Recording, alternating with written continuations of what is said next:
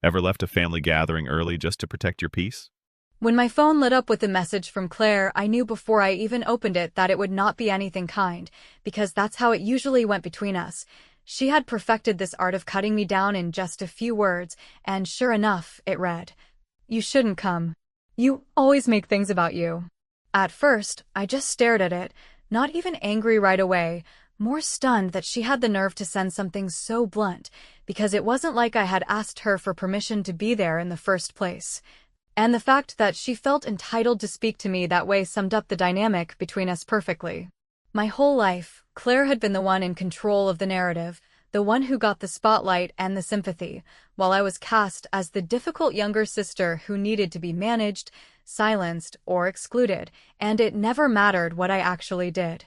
because her version of events always won in the family's eyes. I sat there with my phone in my hand, debating if I should even respond, because part of me wanted to send back something sharp that would cut right through her smugness, but another part of me thought that was exactly what she wanted. A reaction that could later be used against me as proof that I was dramatic or unstable. So instead of firing back, I put the phone down and just sat with the words, letting them sting the way they were meant to. It wasn't that Claire hated me showing up. It was that she hated me being noticed, and the truth was, I had spent years letting her succeed in making me small. In convincing me that it was easier to stay away from family gatherings than to deal with the way she smirked when she thought she had won. But reading that message, I realized that if I gave in again, it would not just be another skipped event. It would be me handing her the victory she had already written in her head, and I could not do it this time.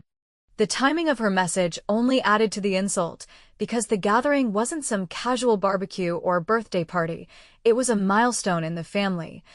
a night that was supposed to be celebratory. And she was making it clear that she believed she alone held the authority to dictate who belonged and who didn't. For most of my life, Claire had been able to twist things so that my parents and relatives saw me as the one who disrupted peace, while she was the calm and reasonable one, and they never seemed to notice the small, cruel ways she cornered me until I exploded, making me look like the problem. This time, though, she hadn't even waited for me to show up. She had preemptively cast me as the villain just by sending that text, and it struck me that she must have felt the need to get ahead of something, to make sure that if I did walk through those doors, everyone would already have the script. Emily came to ruin things again. The irony was that I had not even planned to make any kind of entrance or grab attention, because truthfully, I was tired of the battles, tired of always being the one expected to defend herself. And part of me had wondered if maybe I should just keep things quiet, show up, sit in the back, and leave early. But the more I thought about her words, the more they hit a nerve I couldn't ignore, because underneath the insult was an admission. Claire was scared of me being seen. And the thought of me being acknowledged at all was threatening enough to her that she had to try to shut me down in advance. That realization changed everything for me.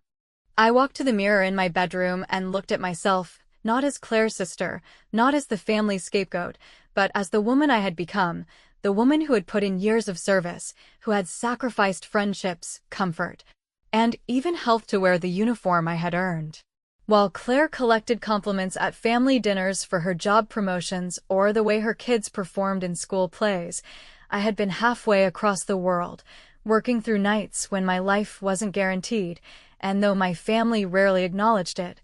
I knew the truth. My achievements weren't less, because they didn't come wrapped in the same bow as hers. That was when the idea hit me with a clarity so sharp it made me smile for the first time all day. If Claire's biggest fear was that I might make things about me, then maybe it was time I did exactly that, not by yelling, not by demanding, but simply by showing up as myself, fully and unapologetically, with everything she couldn't touch. I pictured walking into that event not in something they could brush off as casual or attention-seeking, but in the one thing they could never belittle, because no amount of gossip or manipulation could rewrite what those medals on my chest represented. It wasn't about overshadowing her, it was about reminding everyone, including myself, that I had earned a place in that room whether she liked it or not. So I didn't respond to her text. I let the silence sit there between us, because sometimes silence says more than any argument ever could. But in my mind, The decision was made, and I knew she had no idea what was coming, which made the thought of walking through those doors even more satisfying. I wasn't going to start a fight. I was going to let her choke on the fact that I didn't need her approval to exist, to belong, to be seen. And as I turned away from the mirror, already imagining the look on her face, I couldn't help but laugh under my breath, because for once, it wasn't me who would be on the defensive, and she had no idea she had just set the stage for her own unraveling. When I finally put my phone down that night after deciding not to answer Claire's message, I lay awake for hours, not because I didn't know what I was going to do, but because all the memories I had buried for so long started to come back. And it hit me how much of my life I had spent letting her set the tone for how everyone saw me, almost as if I had been living under her shadow, without realizing how thick it had grown until I finally stepped back and looked at it with both eyes open. Growing up, she was the star of the family. The child who never seemed to make mistakes, the one praised for grades, for looks, for friends, and later for marriage and children, while I was the one they all described as spirited or difficult or too independent, labels that sounded almost affectionate when said by relatives at Thanksgiving, but in reality carried the sharp edge of judgment, a way of telling me to sit down, to soften, to stop competing. The truth was I had never wanted to compete with Claire, because the things that mattered to me were different from the things that mattered to her, yet she always seemed to interpret my choices as direct challenges, as if I were trying to knock her off a throne I had no interest in sitting on in the first place. By the time I was old enough to leave home, I chose the path that had nothing to do with her world, nothing to do with the polite suburban rhythm she seemed to thrive in, and I enlisted, not because I wanted medals or recognition, but because I needed to prove to myself that I could survive on my own terms, that I could take all the energy I used to waste trying to fit into a mold that never fit me and pour it into something that demanded everything I had and then some. I don't think my family ever truly understood what those years were like, because to them it was just me disappearing into something that sounded both scary and far away, a choice they could dismiss as reckless or stubborn. And they rarely asked questions beyond the surface. When I came home on leave and sat at the dinner table, nobody wanted to hear about the months spent in places they only ever saw on the news, the endless drills, the nights when sleep was traded for vigilance, or the people I lost, people who were more like siblings to me than Claire had ever been, because those stories didn't fit neatly into the cheerful narrative Claire preferred to spin.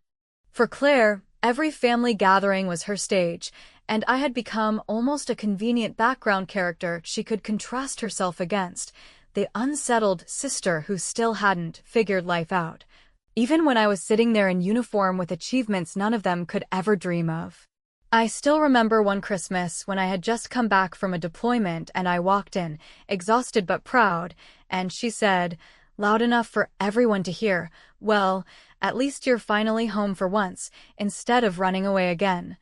And I saw the way my parents winced, but stayed silent, the way my uncles and aunts chuckled nervously, and in that moment I realized she would never let me be anything other than the problem child. And maybe that was when something in me hardened, because if she insisted on seeing me that way, then fine, I would stop looking for her approval altogether and build my own sense of worth outside of the family bubble. But the thing about family is that no matter how far you run or how strong you get, some part of you still aches for recognition, still craves that moment when they look at you and say, "We see you, we're proud." And I guess I had carried that ache longer than I wanted to admit. I had tried to ignore it, to convince myself I didn't care, but Claire's text ripped it right open, because her words made it obvious that she was still terrified of me stepping into the light, still desperate to make sure I stayed in the role she had written for me decades ago. That fear of hers was the crack in the armor I hadn't noticed before, and once I saw it, I couldn't stop thinking about it, because it meant she knew I was a threat, not because I shouted louder or demanded attention, but because the life I had lived carried a weight she could never replicate. So the next day, I stood in front of my closet and pulled out the uniform, the one I had folded carefully after my last ceremony, the one that felt heavier than anything else I owned.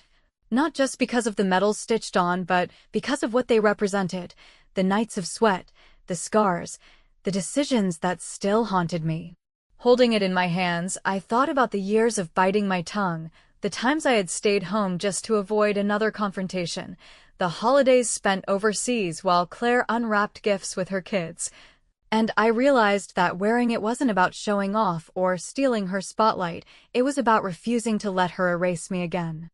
I hung it up on the door and just stared at it, because I knew that when I walked into that event, every eye would go to me, not because I had interrupted or demanded anything, but because the truth of who I was would finally be undeniable. And the best part was that I didn't need to say a word to make it happen, because the uniform would speak for itself, louder and clearer than anything Claire could text or whisper behind my back. As I stood there, imagining the moment, I felt something I hadn't felt in years when it came to my family, a sense of control, not over them, but over myself, and I knew there was no turning back now.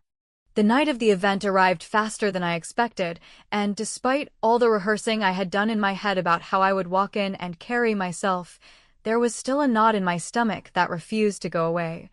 Because no matter how old you get or how much you accomplish, something about stepping back into the family arena pulls you right back into the same battles you thought you had outgrown, and I knew without a doubt that Claire would be watching me the second I came through those doors, ready to pounce on any misstep, ready to roll her eyes or make some snide remark that would set the tone for everyone else. Still, I drove there with my uniform folded neatly on the seat beside me, because I wanted to put it on only once I had arrived and had no chance of backing out, and when I finally buttoned it up in the parking lot and straightened the medals that lined the chest, I felt a strange mix of calm and defiance, as though I were suiting up not for battle in the traditional sense, but for something even harder, the silent war of family perception. When I walked inside, the noise of conversation dipped almost instantly, not in an exaggerated movie-like way, but just enough that I noticed heads turning and eyes flicking toward me before quickly looking back down at their drinks or phones. And in that brief shift, I knew the message had already been delivered without me having to open my mouth. I made my way through the room, offering polite nods and small greetings, while feeling the weight of stares pressing against me, some admiring, some uncomfortable, and some filled with that old familiar skepticism that always seemed to follow me around at family gatherings. My parents gave me an awkward hug, the kind where their hands patted my shoulders lightly as though they didn't quite know what to do with the version of me that stood in front of them, and then came Claire, standing near the center like she always did, her drink in hand. Her posture perfect, her smile tight enough to strain her face. She looked me up and down slowly, and I could see her working through her options, deciding whether to compliment me, ignore me, or launch right into her usual strategy of undermining me through backhanded comments, and after a beat she chose the third, saying something along the lines of, "Well, I guess we all knew you'd have to make an entrance," with a laugh that was just loud enough for the people closest to her to hear. A few of them chuckled uncomfortably, the kind of laugh you give when you know you're supposed to but don't really mean it, and I felt the familiar burn of wanting to snap back, to call her out in front of everyone. But instead I just smiled calmly and let the silence hang, because I had learned over the years that sometimes the quiet refusal to play along wounds far deeper than any verbal sparring could. The rest of the evening unfolded much like I expected. Claire took every opportunity to remind people of her achievements, talking about her kids, her husband's recent promotion, the new house they had just renovated.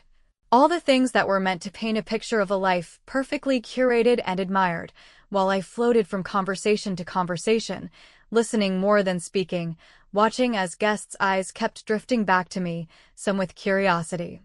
others with admiration, and every so often someone would stop to ask me a sincere question about my service, about where I had been, about what it had taken to earn the ribbons pinned to my chest. Each time that happened, I noticed Claire stiffen, noticed the way she tried to redirect the attention back to herself, and it was in those small moments that I realized she wasn't just annoyed at me being there, she was afraid. Genuinely afraid that my presence was undoing the carefully constructed image she had built for herself as the shining centerpiece of the family. At one point, during dinner, Claire leaned across the table and said in a voice just loud enough for several relatives to hear, "You know, Emily, sometimes I think you wear that uniform just so people will stop asking why you never settled down." And the table went quiet, forks pausing midair, eyes darting nervously between us, waiting to see how I would react. In the past, I might have snapped, might have let her drag me into a fight that would leave me painted once again as the troublemaker, but this time I simply smiled, raised my glass, and said, or maybe I wear it because I've actually accomplished something worth showing. And then I let the silence hang heavy until the awkward laughter of others filled the space. It wasn't an outburst, it wasn't an argument, it was a simple statement of fact, and the more Claire squirmed, the more I knew the power had shifted. The rest of the night, she tried harder and harder to reclaim the spotlight, laughing louder, telling exaggerated stories, even pulling people aside for whispered conversations, but it was clear she was unraveling, because no matter what she did, the uniform I wore spoke louder than anything she could say, and every person in that room had seen it the moment I walked in. As I sat back and watched her work herself into a frenzy of forced charm, I realized that the revenge I had wanted didn't need to come from me tearing her down. It was already happening, silently, as her own insecurity aided her. And all I had to do was sit there, calm and steady, and let her expose herself. By the end of the evening, I could feel the tension rising like static in the air, because Claire wasn't used to losing control of the narrative, and the sight of me sitting there, unbothered, was driving her to the edge. When she finally stood up to make a toast, her hands trembling slightly as she tried to steady her voice, I knew something was about to crack, and I leaned back in my chair, waiting to see how far she would push herself before the whole room saw the truth she had worked so hard to hide. When Claire lifted her glass and began her toast, her voice carried that same artificial brightness she always used when she wanted to disguise control as charm, and while to most people it might have sounded like the usual polite words about family and celebration, I could hear the strain in her tone and see the way her jaw tightened as she forced herself to smile, because beneath the surface she was unraveling, desperate to hold on to the spotlight she had been losing inch by inch all evening. She started by thanking everyone for coming, slipping in a few little jabs disguised as humor about how some people had finally managed to show up, about how not everyone needed to turn life into a dramatic story. And though she didn't name me directly, the room understood exactly who those words were aimed at, because that had always been her trick, making sure she could land a blow while maintaining the appearance of innocence. People chuckled nervously, glancing at me to see if I would bite, but I just sat there calmly, my face steady, my hands folded in front of me, and the fact that I didn't give her the reaction she was hoping for seemed to throw her even more off balance. Just as she finished her toast, trying to pivot back to her children's achievements and her husband's recent career move, something happened that neither of us had planned for. One of the older relatives, my Uncle Robert, a man who had spent decades in the military before retiring, stood up and added his own words without asking, which was not something anyone ever did when Claire was in control of a room. His voice was deep and steady as he raised his glass toward me, saying how proud he was to see me wearing the uniform, how he knew what it took to earn those medals, and how, in his eyes, no career path, no marriage, no house renovation could ever compare to the kind of service that demanded sacrifice, courage, and resilience every single day. The room shifted immediately, the energy changing in a way that even Claire couldn't counter, because Uncle Robert wasn't just speaking as family, he was speaking as someone who carried credibility no one could dismiss, and as he spoke, I felt a lump rise in my throat that I forced down, because the validation I had wanted for so long, the acknowledgement of what my life had cost and meant, was finally being spoken aloud in front of the very people who had ignored it for years. The applause that followed wasn't loud or dramatic, but it was genuine, and in those few seconds I saw Claire's face falter, the tight smile slipping just enough to reveal the panic beneath it. She tried to recover quickly, chiming in with a sarcastic, "Well, I guess we'll all just have to step up our game," but the moment had already passed her by, because the narrative she had worked so hard to control had cracked wide open, and the truth was pouring through whether she liked it or not. For the rest of the evening, people came up to me in ones and twos, asking questions they had never asked before, wanting to know more about where I had been, about the experiences I had kept to myself for years, and though I didn't go into detail, I gave them enough to see that my life wasn't some reckless escape from responsibility, but a deliberate choice that had shaped me into someone stronger than they had ever realized. Watching Claire in those moments, I realized she wasn't just angry that I was there. She was terrified that her carefully constructed role as the family's pride was slipping, because for the first time people were seeing me as more than her troublesome younger sister.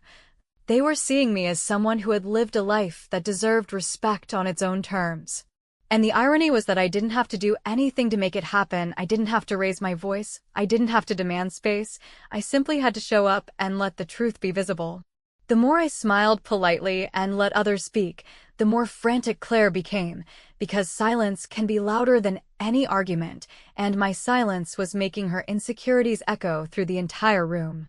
By the end of the night, she had resorted to pulling relatives aside in the corner, whispering furiously, trying to gather sympathy or redirect attention, but even then people's eyes kept drifting back toward me. And I could see her realizing in real time that no amount of manipulation could erase the image of me sitting there steady and calm in that uniform. The ultimate revenge wasn't humiliation or confrontation. It was letting her choke on her own fear, letting her feel the spotlight slip from her hands without me ever having to take it. As I stood to leave, several relatives stopped me to thank me for being there, their words carrying a sincerity that had been absent for most of my life, and for once I didn't brush it off or diminish it. I accepted it with a quiet nod,